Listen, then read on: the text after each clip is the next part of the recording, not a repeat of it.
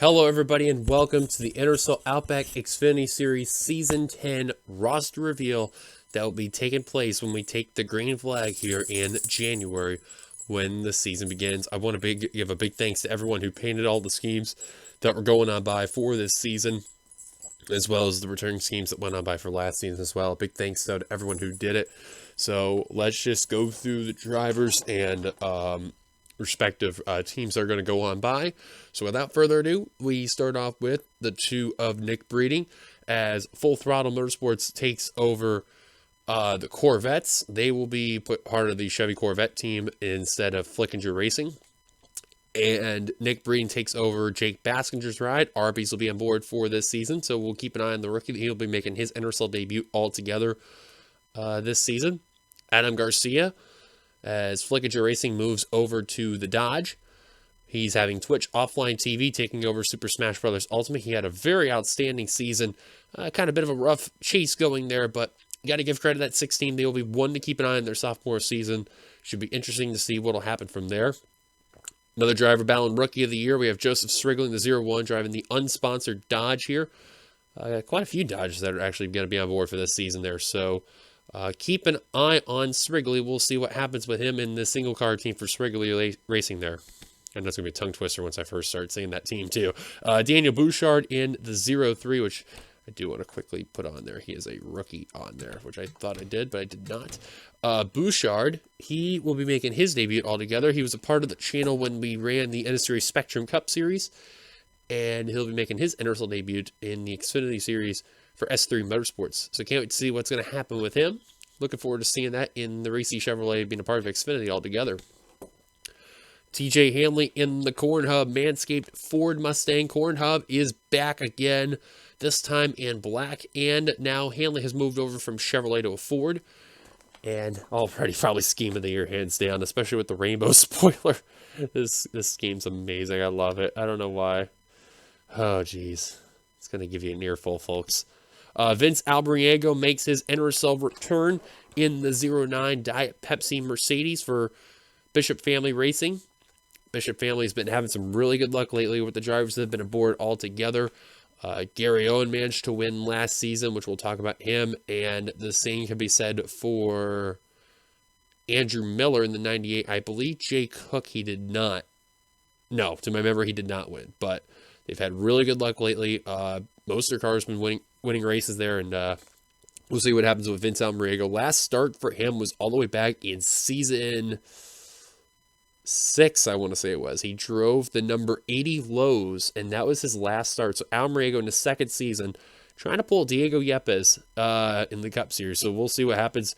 Congrats to Vince on making the comeback here. Can't wait to see what will happen when we take the green flag here. Eugene and Max in his 4th season in Xfinity altogether for Texan Motorsports. Bit of a rough return in the 10 Busch Toyota there, so we'll see what happens to the 10 team. Hopefully they'll get some redemptive factors in that 10 machine and try to get something there. Maybe a win at Daytona would probably help out a lot. Cole Baker in that Arizona T Supra there. It really didn't have much of a season altogether. Been involved in a lot of wrecks. He joins Carter Friesen in Friesen Motorsports there, so it's going to be great to see what's going to happen to both of those Supras, see what they do when they take the green flag. Malik Nevins taking over Jonathan Zorlin's number 12 Credit One Bank Audi there. Malik Nevins, if the memory serves me correct with him, I know this is his debut and all. I believe this is also his channel debut too, so going to be very interesting what will happen in that number 12 machine. Hopefully he doesn't have the luck what Jonathan Zorlin had altogether. Patrick Smith in the 15, the Alliance Truck Parts for Meyer Racing Toyota, who had a very rough season last season there in that 15 car. Hopefully looking for some redemption once again. This is his 3rd season with the team, so we shall see what happens to him. Try to see if he gets some big momentum there. Jonathan Hoff, who is in the 16 AutoZone Charter Chevrolet. Now, originally they were going to run their season from last season there, but then they pulled a last-minute change, and now they have Charter aboard as associate sponsor for the 16 team. You'll see for the other 3 as well for NS Racing, who had a very good season altogether, with Madison Tall picking up 2 wins, actually, and was the only driver to get a win. Nathan Stapleton, Jonathan Hoff having some struggling years in Crampton. Or excuse me, Hoff actually had a decent season. Crampton and Stapleton had a very rough season altogether. So, of course, they remember with the whole Marty Johnson thing.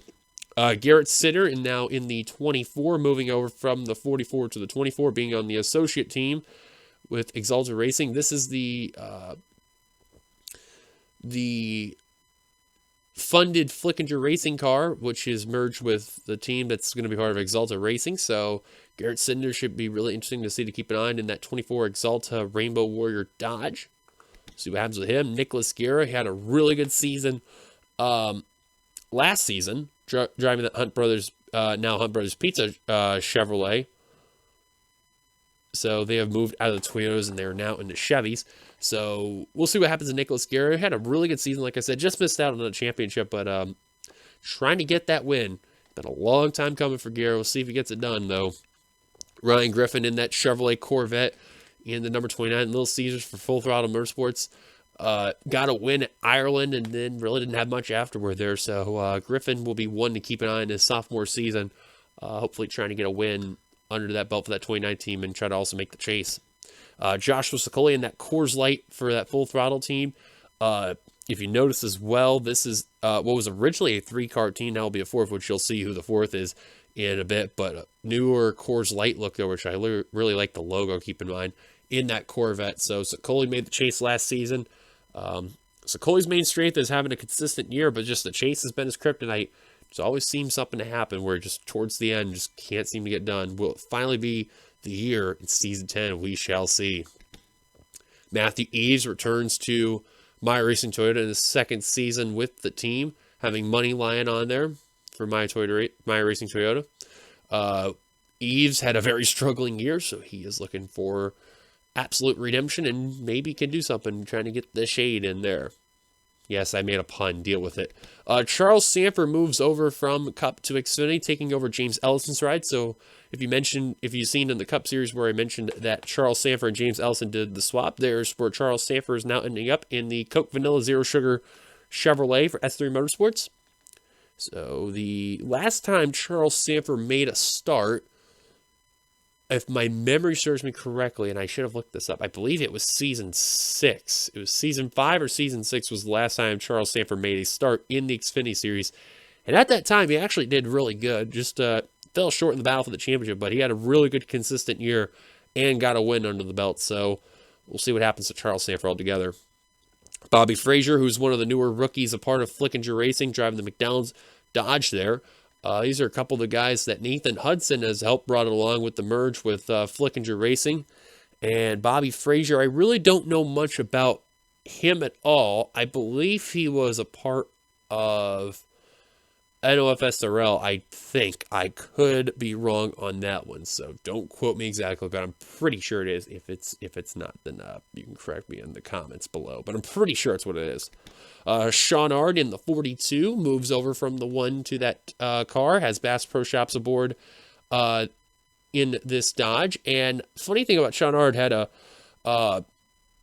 little bit of a rough beginning, had a good comeback towards the middle.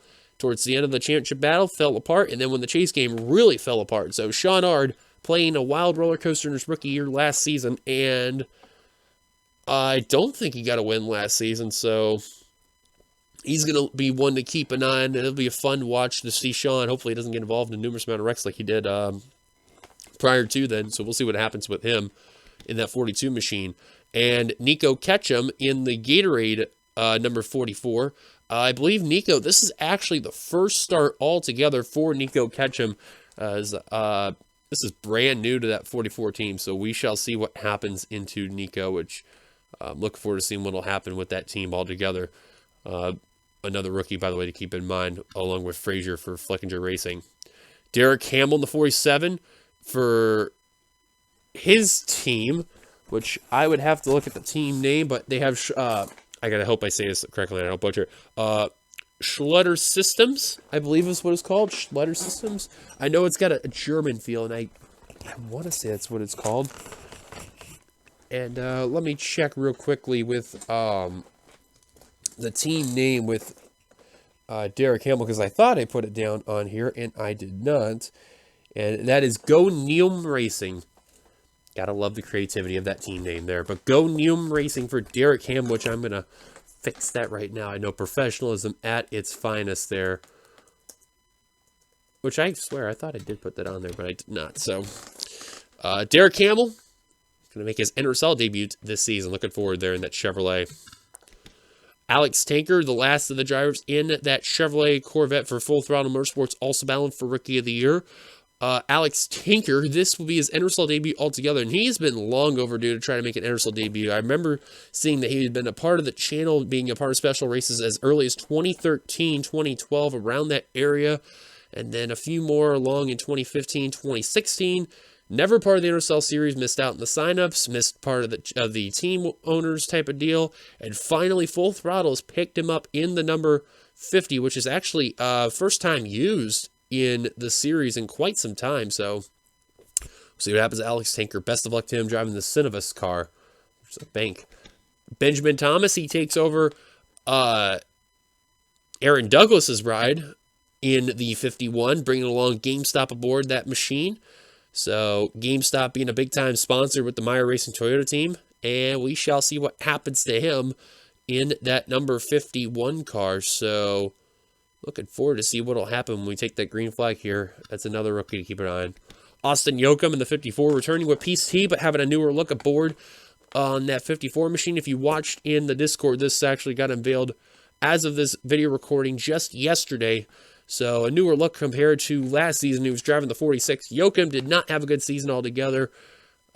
He was actually, let's see, I gotta think. That's right. Douglas was the only one who won for Meyer Racing Toyota. The other three did not. So Yoakum should be very interested to keep an eye on in that 54 machine. I'm still trying to figure out what his home track is, so I'm sorry for that. Connor, if you find out who it is, please let me know in advance. Anyways, Austin Yoakum in the 54.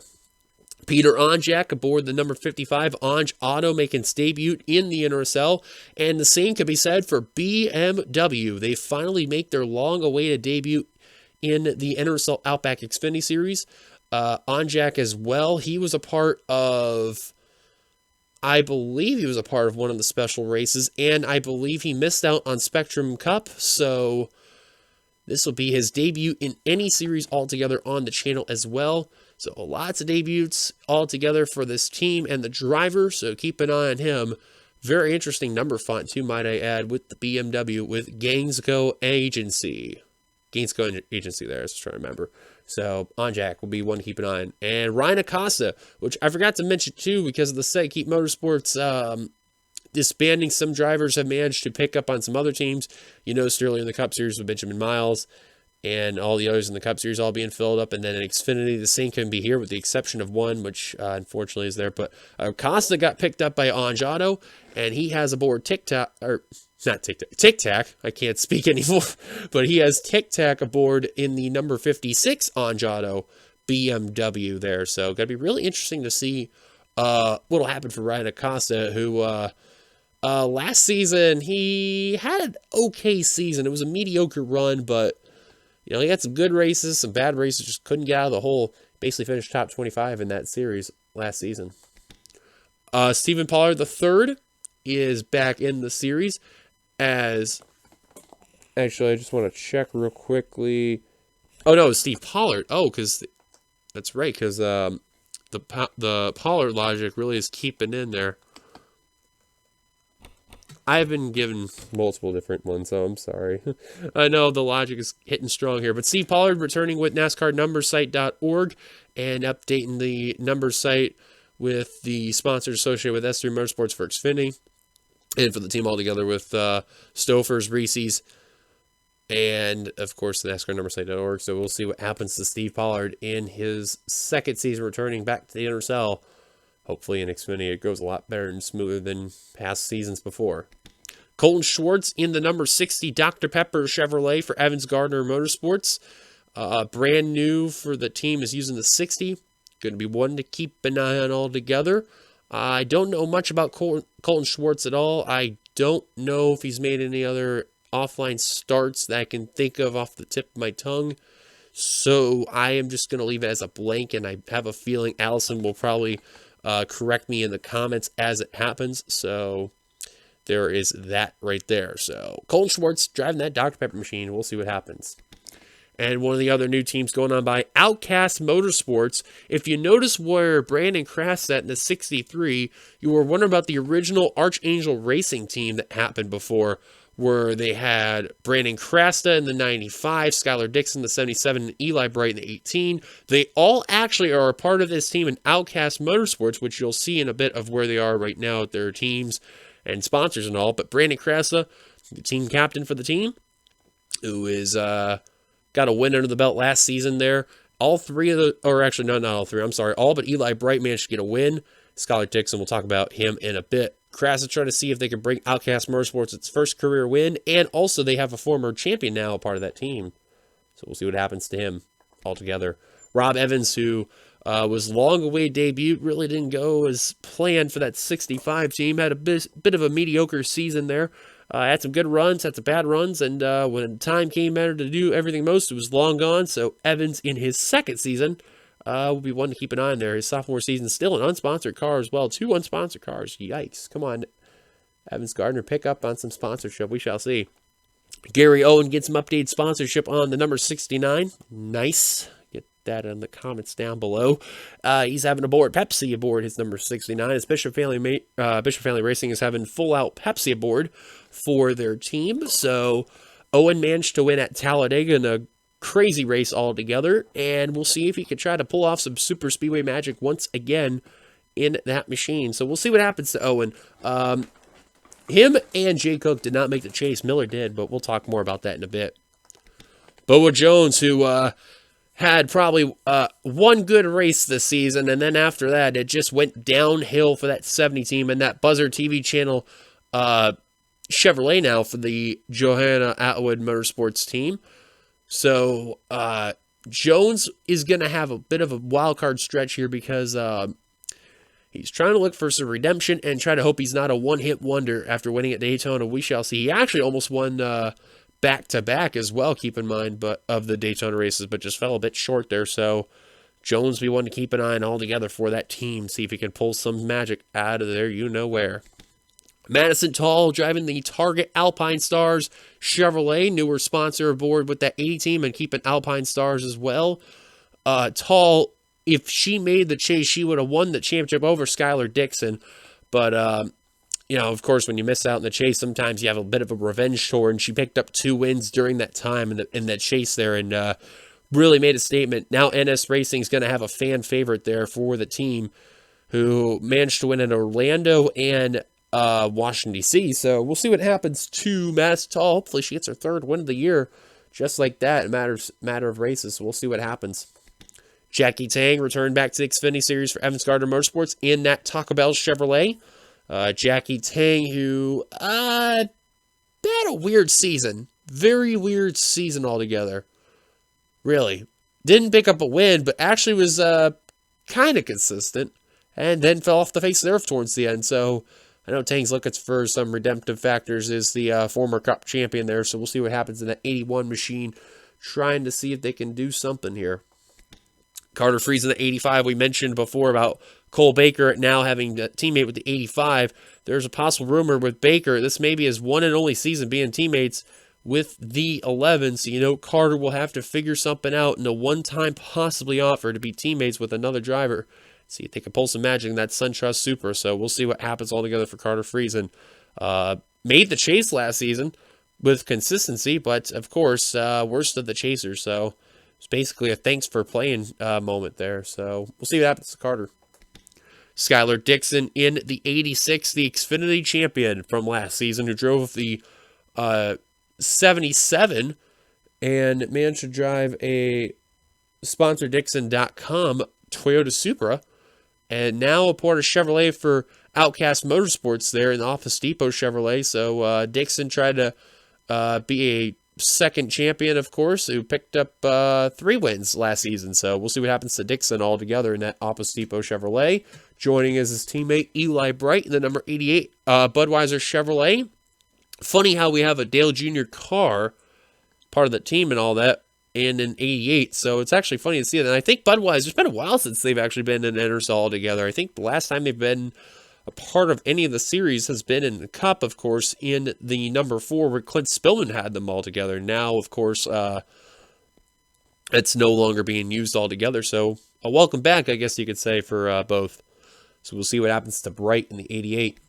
Vince Friesen, the 90, who managed to pick up that win at Charlotte, made the chase and was not bad in the chase run, but just kind of fell apart towards the end. But Friesen definitely had a good rookie season altogether and really showed a lot of people he's capable of. In his second season, he will be a fan favorite to keep an eye on altogether, see if he can pull some magic this season, if he can keep some consistency up in that Motul Toyota for Texan Motorsports.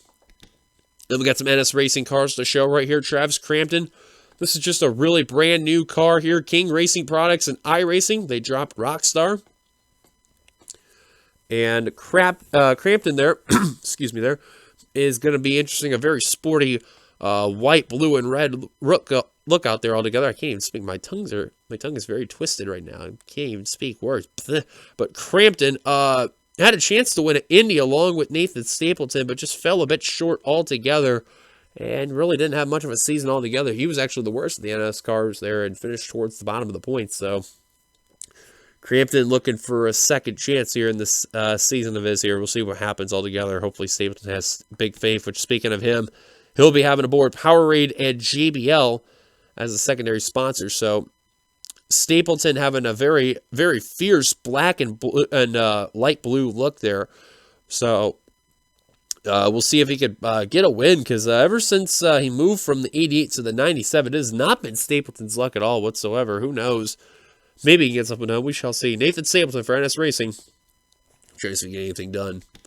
There's one of the other drivers to keep an eye on for Bishop Family Racing, Andrew Miller, who made the chase last season by the LCQ after getting robbed, just like Madison Tall. However, Tall didn't get any luck. Miller did manage to win at Las Vegas, and was bound for the championship. And Joltis was just way too far back and didn't have enough chance there when we hit the green flag finale there, and basically wrecked out as well. So Miller will be one to keep an eye on as well. Not only when we head to Talladega, but of course in the season as well in that Amp Energy Mercedes. So we'll see what happens to him. And Jay Cook in the 99, also running Taco Bell, but under the Mercedes brand as well. Cook, like I mentioned, only driver of that team that didn't win last season. He was up as high as top 20 at a point and then finished top 25 in points altogether. So we'll see what happens to Jay Cook in that 99. Hopefully he doesn't get wrecked out a lot of races like he did before. So we'll see what happens. And there you have it, your full field rundown for Xfinity for Season 10. That'll be coming on by 10 seasons. Hard enough to believe that we are doing the Xfinity Series. Thank you guys for making this happen. Until then, this is your boy D Young signing off here for the roster reveal for the Xfinity Series. We will see you when the NRSL makes its return in January. Until then, goodbye. Thank you for watching. Until then, see you guys later. Peace.